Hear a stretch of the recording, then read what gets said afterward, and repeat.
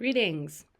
Welcome to Lesson 2 of Module 1 in our Science of Psychedelics class.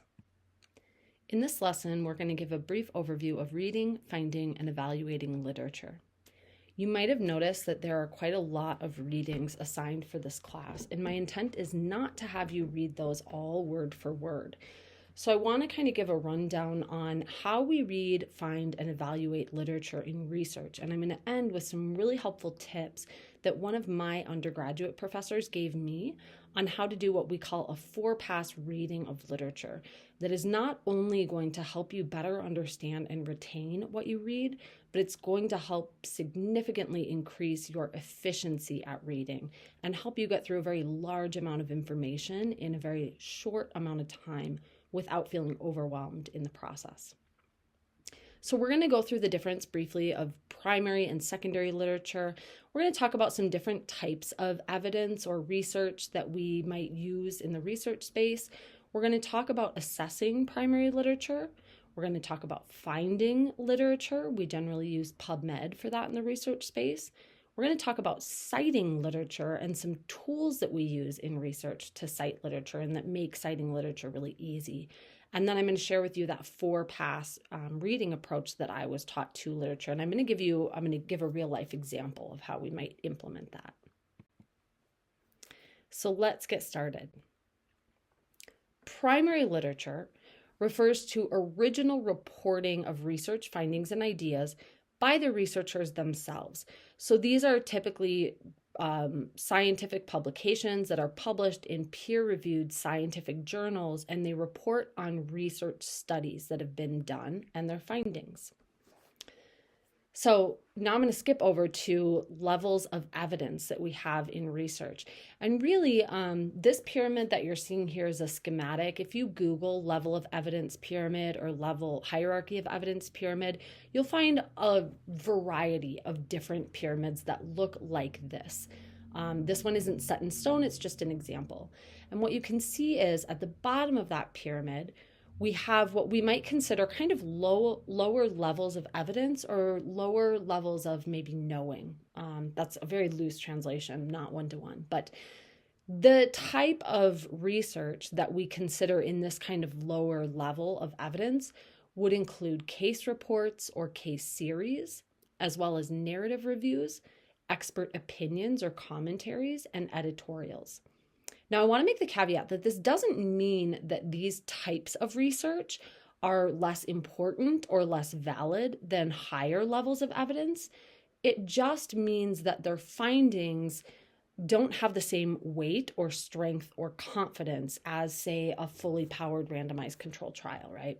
So when we're building an empirical base of research, oftentimes we'll kind of start at the bottom and then we'll kind of work our way up. So when you're reading a study and you kind of read what type of study was done in the primary literature, that often can give you a feel for where the field is.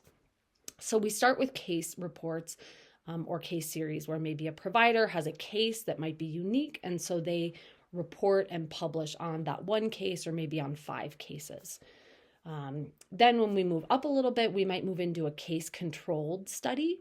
These can be retrospective, and they often are, so looking backwards in time, where the subject's already of interest. We're looking maybe for risk factors, things like this. Oftentimes they can be observational, and it's kind of taking that case study and expanding a little bit. So maybe we have a control group in there, but our sample sizes are still small. Our findings might not be statistically significant. Then when we move up a level, we get into cohort studies. So this is where we maybe have 2 groups or cohorts. These studies are more likely to be prospective. So rather than being retrospective, where we look back into time, or cross-sectional, where we just look at one slice in time, a prospective study would be where we start and we move forward with the study in time. Oftentimes the exposed cohort is observed for an outcome. So these are still generally observational studies. We're not giving an intervention. We're not intervening. We're just observing what's naturally happening, but we're having a control in there as well. Then when we move up one level, we start to get into what we consider the gold standard of research are randomized controlled trials. And these are prospective, so moving forward in time. These are not observational. These are usually interventional. So we are recruiting participants and we are randomly assigning them to receive an intervention or a control. Oftentimes a placebo or something like this, maybe standard of care, maybe treatment as usual. These studies tend to be fully powered, which just means that they have enough participants in both groups that when we run statistical analyses on our findings, they are statistically significant. They can be statistically significant. So these are, again, what we kind of consider the gold standard of research designs. If we move up a level, we then go into systematic reviews and meta-analyses. Now you notice that at the bottom level here, we have narrative reviews.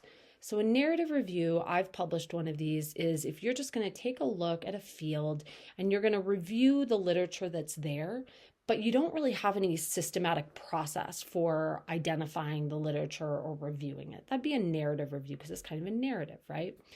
Or a scoping review, we might call that. We're just kind of scoping the field and pointing out different things that we notice in the landscape. A systematic review is where we actually have a protocol for how we are going to systematically review the literature. So I might say, we're going to do searches on PubMed, on Google Scholar, on PsycInfo, and here's the search terms that we're going to use, and we will list all of those out. We'll have exclusion criteria. So, if a study's not written in English, we're going to exclude it. If a study isn't in one of these sites, we're going to exclude it. If a study uses our keywords, but it's not on our topic, we're going to exclude it.